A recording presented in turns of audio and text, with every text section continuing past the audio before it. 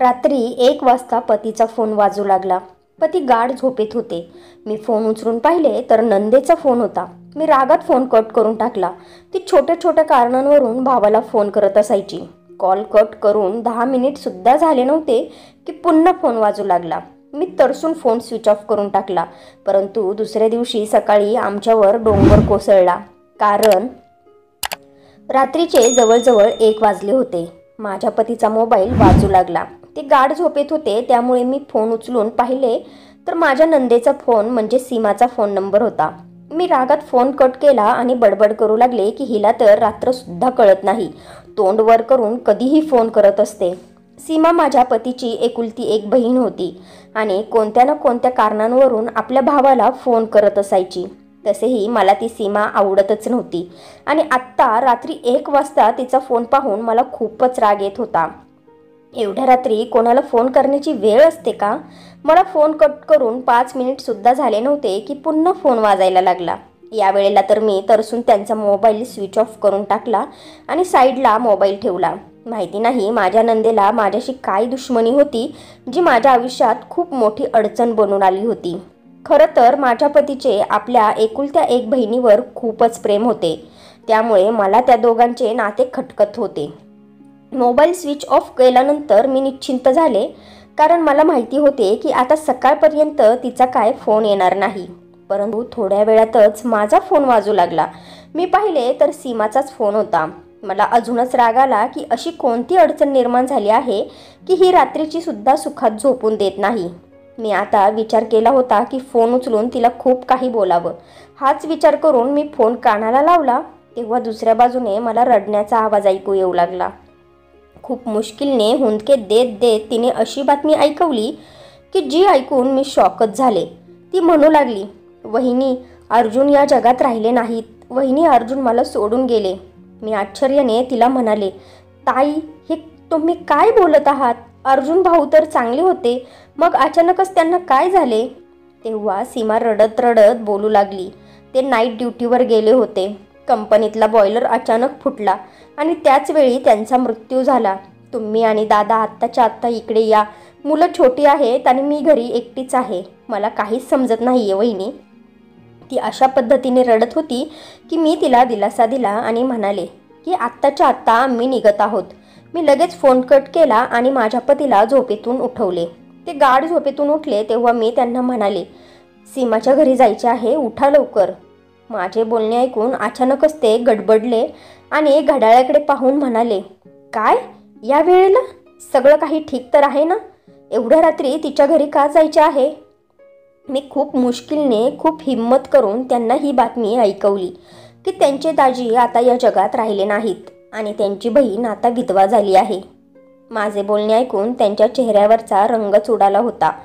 कितीतरी वेळ ते एकटक अविश्वासाने माझ्याकडे पाहत होते आणि जेव्हा स्वतःचा फोन उचलला तेव्हा तो स्विच ऑफ दिसला. त्यांनी रागात मला विचारले, "माझा फोन स्विच ऑफ कसा काय झाला?" मी त्यांना घाबरत घाबरत काहीतरी कारण सांगितले, पण ते ऐकण्याच्या मनस्थितीत नव्हते. ते बेडवरून उठले आणि कपडे घातले आणि मला सुद्धा तयार होण्यासाठी सांगितले आणि मला म्हणाले, "मुलांना शेजारच्यांच्या घरी झोपवू नये. मी आणि तू तिकडे जाऊ आणि पाहू की नक्की काय झालं आहे. आता आपल्यालाच तिला पाहायचे आहे." माझे पती खूपच टेन्शनमध्ये होते. त्यांना सीमाची काळजी वाटत होती आणि अशी वेळ आली होती की मी सुद्धा काहीच बोलू शकले नव्हते. फक्त त्यांच्या होमध्ये हो केले. आमच्या शेजारचे लोक खूप चांगले होते, त्यामुळे मी माझ्या तिन्ही मुलांना त्यांच्या घरात झोपवले आणि मग स्वतः पतीसोबत सीमाच्या घरी गेले. सीमाने शेजारच्यांना बातमी दिली होती किंवा कदाचित तिच्या रडण्याच्या आवाजामुळे शेजारचे लोक आले होते आणि तिच्या घरी खूपच गर्दी दिसत होती. मी आणि माझे पती तिच्याजवळ गेलो तर ती आमच्या गळ्यात पडून जोरजोरात रडू लागली. थोड्याच वेळात ॲम्ब्युलन्सचा सायरनचा आवाज घुमू लागला. कंपनीने अर्जुनची बॉडी घरी पाठवली होती. त्यांनी सांगितले होते की अर्जुनच्या ऑफिसमधून फोन आला होता. बॉयलर फुटल्यामुळे त्याचा जीव गेला आहे. अर्जुनच्या बॉडीची अवस्था एवढी भयानक झाली होती की ती पाहण्याच्या लायकीची सुद्धा नव्हती. फक्त सीमालाच थोडीफार दाखवली होती आणि मग दुसऱ्या दिवशी अर्जुनचा अंतिम संस्कार करण्यात आला. अर्जुनच्या खानदानात सुद्धा जास्त लोक नव्हते. त्याच्या लग्न झालेल्या 2 बहिणी होत्या आपल्या भावाच्या मृत्यूवर त्यासुद्धा दुःख करून 13वा विधी करून निघून गेल्या होत्या. मागे सीमा आणि तिची 2 मुले राहिली होती. माझ्या पतीने सीमाच्या डोक्यावर हात ठेवला आणि मग म्हणाले, माझी बहीण माझ्यासोबत राहीन आणि ही आता माझी जबाबदारी आहे. ते ऐकल्यानंतर माझ्या डोक्यावर आभाळ कोसळले. मला त्या सीमाला माझ्या घरी घेऊन जायचेच नव्हते. तिची 2 मुलं आणि ती माझ्यासाठी फक्त आणि फक्त एक प्रकारची साडेसातीच होती. कारण माझ्या पतीचे त्यांच्या बहिणीवर खूप प्रेम होते आणि हीच एक गोष्ट तर माझ्यासाठी सहनशक्तीच्या पलीकडे होती. पण असो, ही वेळ अशी होती की जगाला दाखवण्यासाठी मला चांगले बनावे लागले होते. मी सुद्धा सीमाला मिठी मारली आणि म्हणाले की हो ताई, स्वतःला एकट्या समजू नका. इथून पुढे तुम्ही आमच्यासोबतच राहा. आणि मग माझ्या पतीने मला हुकूम दिला की सीमाचे सामान बांधून घे आणि तिच्या बॅगावर मुलांची सुद्धा कपडे भरून घे. आपण त्यांना आत्ताच्या आत्ता आपल्या घरी घेऊन जात आहोत. माझ्या मनात जाळ निर्माण झाला होता, पण तरीही मी सीमाचे सामान बांधू लागले. मी मुद्दाम सीमाला म्हणाले, ताई, आत्ता सध्या थोडंसं सामान बांधा, बाकी उरलेले आपण नंतर घेऊन जाऊ. माझ्या डोक्यात विचार होता की काही दिवस तिला ठेवल्यानंतर कोणत्या ना कोणत्या बहाण्याने तिला पुन्हा परत पाठवून देऊ. सामान बांधल्यानंतर सीमाने एक खूप मोठी लाल पिशवी सांभाळून आपल्या बॅगमध्ये ठेवली. मी हैराण होऊन तिला विचारले, ताई, त्या लाल पिशवीत अशी कोणती गोष्ट आहे की तुम्ही एवढी सांभाळून ठेवत आहात? तेव्हा सीमा म्हणाली, वहिनी, फक्त एवढंच समजा की माझी ही जीवनाची पुंजी आहे. मी हिला सांभाळून ठेवणार आहे. आता ही लाल पिशवी माझ्या मुलांचे भविष्य आहे. ते सीमाचे बोलणे ऐकून माझे कान उभे राहिले होते. सीमाजवळ दागिन्यांशिवाय अजून काय असू शकते जे तिच्या मुलांच्या भविष्याचा आधार असेल? मी विचार करू लागले. एवढं तर मला माहिती होतं की सीमाजवळ खूप दागिने आहेत. त्यामुळे माझे डोके लगेच चालले की या लाल पिशवीत नक्कीच दागिने असणार. परंतु एवढी मोठी लाल पिशवी पाहून माझे डोळे विस्फारले होते. नंतर मी सीमाचे सामान गाडीमध्ये ठेवले. तिला आणि तिच्या मुलांना घरी घेऊन आले. पण माझ्या डोक्यात फक्त एवढंच चालले होते की कशाही प्रकारे तिचे दागिने जर मला मिळाले तर माझ्या जीवनाचे सोनंच सोनं होईल. तसे पाहायला गेले तर तिचे अर्धे दागिने माझ्या पतीनेच तिच्या लग्नासाठी बनवून दिले होते. मग त्या दागिन्यांवर माझा सुद्धा हक्क होता. आणि हीच गोष्ट माझ्या डोक्यात चांगल्या प्रकारे बसली होती की तिच्याजवळ असणाऱ्या सर्व दागिन्यांवर माझा हक्क आहे. पहिला मी विचार केला होता की सीमासोबत वाईट वागायचं, काही दिवसातच तिला या घरातून बाहेर हाकलून द्यायचं. परंतु जेव्हापासून माझी नियत तिच्या दागिन्यांवर आली होती तेव्हापासून मी विचार केला होता की जोपर्यंत हे दागिने मिळवणार नाही तोपर्यंत मी या सीमाला माझ्या घरात सहन करणार. माझ्या पतीने मला चेतावणी दिली होती की सीमाची खूप खूप काळजी घे, तिला कोणत्याही प्रकारची कमी पडू देऊ नकोस. आणि मी माझ्या पतीला दाखवण्यासाठी त्यांना वचनसुद्धा दिले होते की हो, मी त्यांची चांगल्या प्रकारे काळजी घेईन.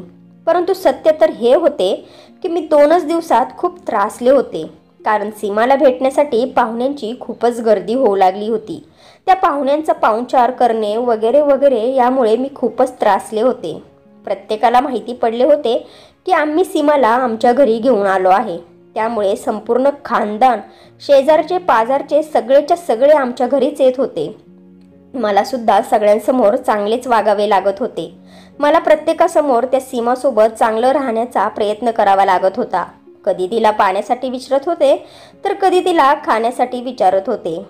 मी पाहुण्यांना हेच दाखवत होते की जसे काय मला सीमाची खूप काळजी आहे. प्रत्येकजण सीमाला म्हणत होता की तुझे तर नशीब चांगले आहे, कारण दादा वहिनीने तुझ्या डोक्यावर हात ठेवला आहे आणि दोघेही तुझी खूप चांगल्या प्रकारे काळजी घेत आहेत. आता आपल्या मुलांसाठी या जीवनात पुढे जा, त्यांच्यासाठी जग. पण सीमावर जो दुःखाचा डोंगर कोसळला होता तो काही साधा नव्हता. त्यामुळे ती बिचारी खोलीतच 4 भिंतीच्या आत कैद होऊन क्षणोक्षणी अश्रू ढाळत बसायची. तिची दोन्ही मुलं माझ्या मुलांच्या वयाची होती.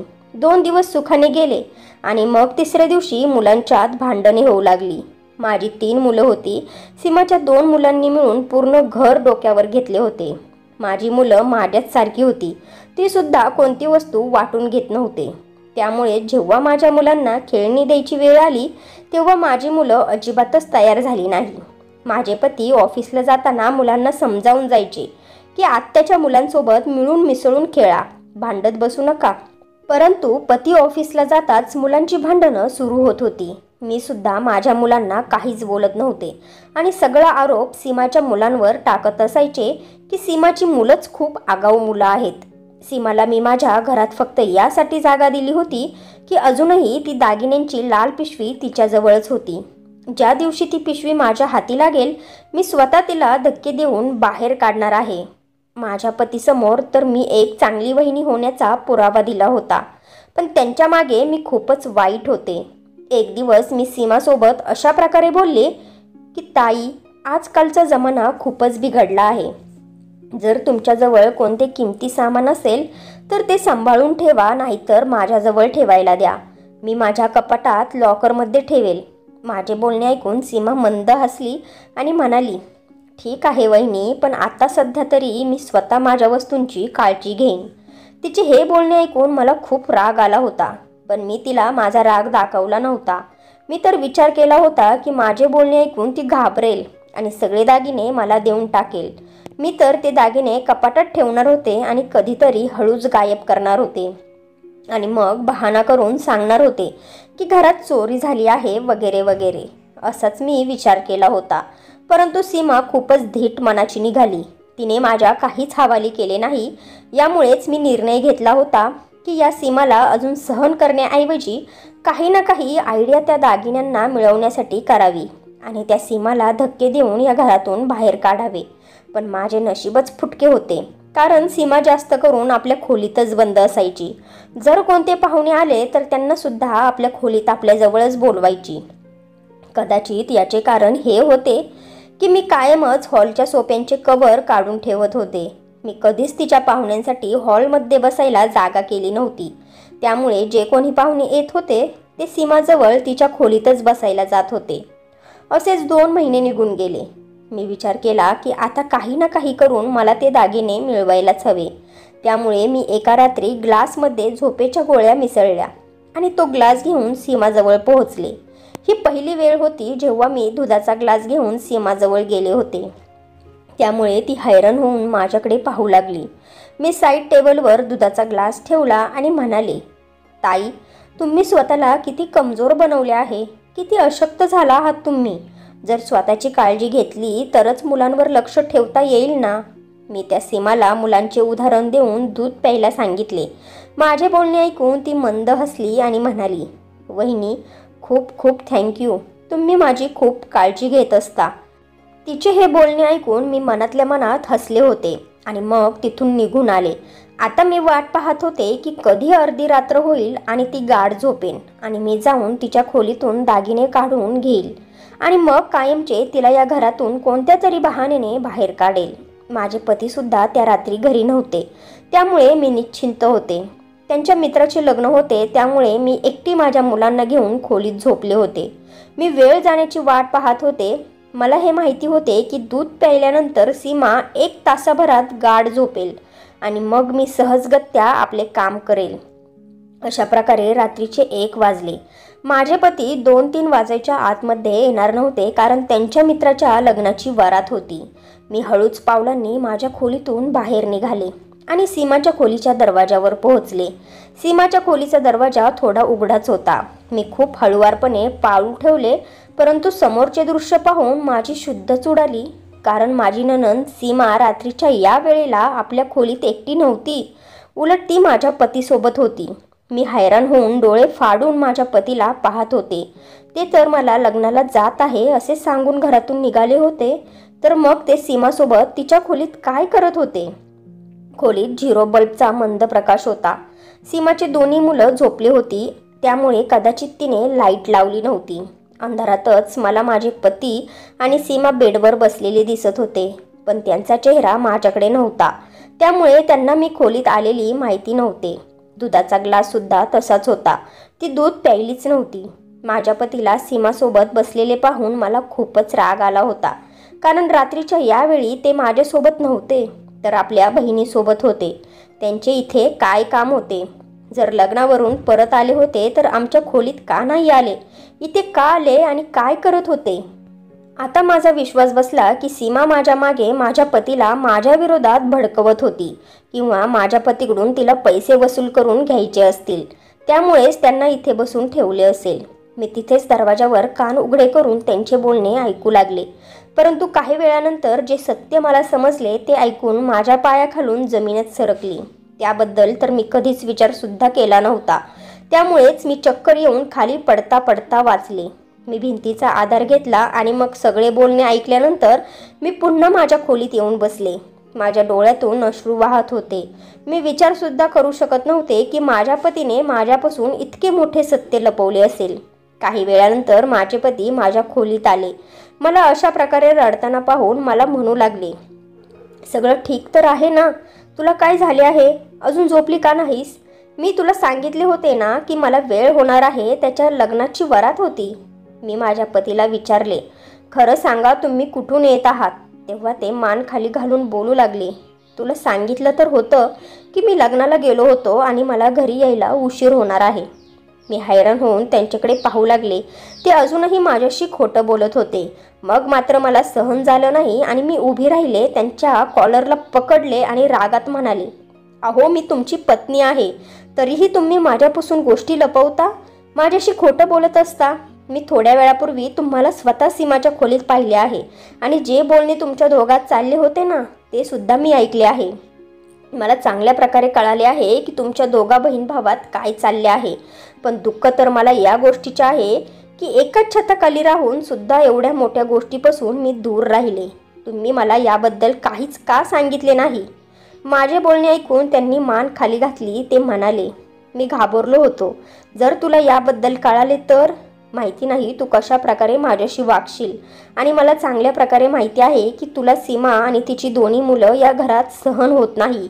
आणि आता जर तुला ही गोष्ट माहिती पडली की माझी नोकरी गेली आहे, माझ्या कमावण्याचे साधन संपले आहे, तर तू पहिल्या फटक्यातच सीमा आणि तिच्या मुलांना या घरातून बाहेर काढशील.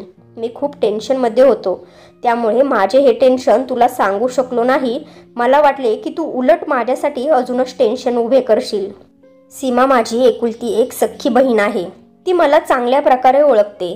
तिला माझा चेहरा चांगल्या प्रकारे वाचता येतो. मागच्या 2 दिवसांपासून ती मला सारखं विचारत होती की दादा काय झालं आहे, पण मी तिच्या एवढ्या मोठ्या दुःखामुळे शांत होतो. मी आज लग्नातून लवकर घरी आलो कारण माझे मन तिथे लागतच नव्हते. योगायोगाने दरवाजा सीमाने उघडला होता, त्यामुळे तिने लगेच मला तिच्या खोलीत नेले. म्हणू लागली, दादा आता मला खरं सांग, नक्की तुला काय टेन्शन आहे? जर माझ्या इथे राहण्यामुळे काय टेन्शन असेल तर मी उद्या लगेच माझ्या पोरांना घेऊन इथून निघून जाते. तू तुझे जीवन सुखात जग. सीमाचे बोलणे ऐकून मी तिला म्हणालो, नाही ही गोष्ट नाहीये. मला तुझी किंवा तुझ्या मुलांची कसलीच अडचण नाहीये. खरं तर माझी नोकरी गेली आहे, यामुळेच मी खूप टेन्शनमध्ये आहे की आता घर कसे चालवायचे. माझ्या बायको मुलांसोबत माझ्यावर तुझी आणि तुझ्या मुलांची सुद्धा जबाबदारी आहे आणि याच गोष्टीचे मला खूप टेन्शन आहे. माझे बोलणे ऐकल्यानंतर सीमाने लगेच लाल रंगाची पिशवी माझ्या हातात दिली. म्हणू लागली, दादा यामध्ये ते सर्व दागिने आहेत जे तू मला माझ्या लग्नात दिले होते आणि ते सुद्धा दागिने आहेत जे अर्जुनने मला बनवले होते. जर हे दागिने तुझ्या काही कामी आले तर त्यात काय वाईट आहे? तू या दागिन्यांना सोनाराच्या दुकानात जाऊन मोड आणि आपले एक स्वतःचे जनरल स्टोअर खोल. तसेही आपले घर हे चौकात आहे. जर तू आपल्याच घरात दुकान खोलले तर तुझा व्यवसाय चांगला चालेल. मी देवाजवळ प्रार्थना करेल की माझ्या दादाची या व्यवसायात खूप प्रगती कर. आणि असे बोलून सीमाने सर्व दागिने माझ्या हातात ठेवले. पण मला ही गोष्ट पटत नव्हती की मी माझ्या अनाथ बाच्यांचा हक्क खाऊ आणि माझ्या विधवा बहिणीच्या पैशांनी व्यवसाय सुरू करू. त्यामुळे मी तिला ते दागिने पुन्हा दिले. तिला म्हणालो की मी लवकरच पुन्हा नोकरी शोधेल. सीमा आणि मी हेच बोलत होतो, कदाचित तू आमचे हेच बोलणे ऐकले असेल. माझे पती मान खाली घालून बसले होते आणि मी त्यांचे बोलणे ऐकून त्यांच्या पायाशेजारी बसले. मला खूप दुःख होत होते की माझ्या पतीने माझ्यावर विश्वास ठेवला नाही. परंतु याच्यात चुकी माझ्या पतीची नव्हतीच, उलट माझीच होती. मी नेहमीच त्यांची बहीण आणि तिच्या मुलांच्या विरोधात होते आणि याच भीतीमुळे माझे पती त्यांच्या आयुष्यातील एवढी मोठी गोष्ट, एवढे मोठे टेन्शन मला सांगू शकले नाहीत. दुसऱ्या बाजूने सीमावर सुद्धा खूप मोठा दुःखाचा डोंगर कोसळला होता. मी एक दिवस सुद्धा तिला सुखाने राहू दिले नव्हते. कधी तिच्या मुलांना मारत होते तर कधी त्यांना शिळे जेवण देत होते. असे वागून सुद्धा तिने माझ्यासाठी आणि माझ्या मुलांसाठी स्वतःचे दागिने माझ्या पतीच्या हातात दिले होते. मी लगेच माझे सर्व दागिने काढून माझ्या पतीच्या हातात दिले आणि म्हणाले की या दागिन्यांना विका आणि या पैशांनी किराणा स्टोअर खोला. सीमाताईंचा सल्ला वाईट नाहीये. खरंच आपले घर चौकात आहे. इथे आजूबाजूला कुठेच किराणाचं दुकान नाहीये. आपले दुकान खूप चांगल्या पद्धतीने चालेल. आपण खूप प्रगती करू. सीमाताई आणि मी आम्ही दोघेही तुमची साथ देऊ आणि आम्ही मिळून तुमच्यासोबत उभे राहू. सीमाताईंबद्दल माझ्या मनात जो तिरस्कार होता तो आता त्यांच्या या वागण्यामुळे धुळीस मिळाला आहे. मला आता माहिती पडले होते की सीमाताई एक साफ हृदयाची स्त्री आहे, जिने आपले सगळे दागिने लगेच माझ्या पतीच्या हातात ठेवले आणि आपल्या मुलांच्या भविष्याचा सुद्धा विचार केला नाही. तर मग मी तरी का मागे हटू? काही वेळ तर माझे पती नकार देत राहिले, पण मग मी सीमाताईंना आवाज देऊन बोलवले. मी सीमाताईंना म्हणाले, मी तुमचे आणि तुमच्या भावाचे बोलणे ऐकले आहे. मला तुमचे बोलणे पटले आहे. तुमचा सल्ला मला बरोबर वाटतो. माझे बोलणे ऐकून सीमाताई खुश झाल्या. मग मी माझे आणि सीमाताईंचे दागिने पतीच्या हातात दिले. माझ्या पतीने ते दागिने विकले आणि एक किराणाचे दुकान टाकले. मी सीमाताईंसोबत घरसुद्धा सांभाळत होते आणि जेव्हा माझे पती दुकानाचे सामान घेण्यासाठी मार्केटमध्ये जात होते तेव्हा आम्ही दोघी आळीपाळीने दुकान सांभाळत होतो. आम्हा दोघींच्या मेहनतीने दुकानात खूप प्रगती होत होती. आमच्या दोघींची मुलं एका स्कूलमध्ये शिकायला लागली आणि आमच्या दोघींचे प्रेम पाहून मुलांच्या मध्ये सुद्धा एकमेकांबद्दल प्रेम निर्माण झाले. मी सीमाताईंना माझ्या चुकीची माफी मागितली होती आणि वचन दिले होते की मला त्यांची आणि त्यांच्या मुलांची कसलीच अडचण नाहीये. आज आमच्या दुकानाला 2 वर्ष पूर्ण झाले होते. आज आमच्या घरात प्रेमाचे राज्य आहे, कारण मला सीमाताई कळू लागल्या होत्या आणि त्या तर पहिल्यापासूनच माझ्यासोबत चांगल्याच वागत होत्या. जेव्हा माणूस आपल्या नात्यांना समजून घेतो आणि मनात स्वार्थी भावना ठेवत नाही तेव्हा परमेश्वर सुद्धा त्यांची साथ देत असतो. आमचा व्यवसाय आज प्रगती करत आहे. त्याच्या फळामुळे आमची मुलं चांगले शिक्षण शिकत आहे आणि आमच्या घरात आता आनंदच आनंद आहे. तर मित्र आणि मैत्रिणींनो, माझ्या स्वभावात जो बदल झाला तो तुम्हाला कसा वाटला मला कमेंट्स करून नक्की सांगा. तर फ्रेंड्स, तुम्हाला ही स्टोरी आवडली असेल तर व्हिडिओला लाईक करा आणि आपल्या नात्यांचा स्पर्श या चॅनलला सबस्क्राईब करा आणि बेल आयकॉनवर क्लिक करून ऑलवर सेट करा, म्हणजे पुढचे व्हिडिओ तुम्हाला लगेच मिळेल. धन्यवाद.